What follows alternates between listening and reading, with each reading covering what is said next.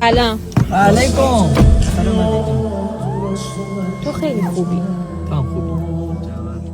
نه یه واقعیتی رو میخوام بهت بگم، ازت خواهش میکنم ناراحت نشو، باهاش کنار بیا، منو درک کن. هیچ بایی. خیلی همه جوره اوکی، خانواده داری، پسر با ادبی هستی، با شخصیتی، چه میدونم حتی منم واقعی دوست داری، اینو دیدم که میگم، تجربه کردم، اصل مسئله بود. ولی من نمیتونم زنت با من کسی که میخوام نمیتونم باهات ازدواج کنم، میفهمی؟ ببین تو پول نداری فاضل، من دختر پرتوقعیم، نمیتونم از خیلی چیزام بزنم بیام با تو زندگی کنم، میفهمی؟ من نمیتونم از تفریحاتم، از جاهایی که میرم، از خورد و خوراکم، نه جدی میگم سعید، تو هم رفیق داشتی، تو هم اینو گوش کن، شاید به دردت بخوره. یه دختر نمیتونه با بیپولی یه پسر کنار بیاد، هر روز داره جدی‌تر میشه.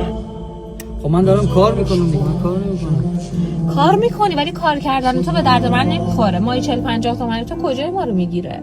درسته عشق مهمه ولی نه به اندازه پول.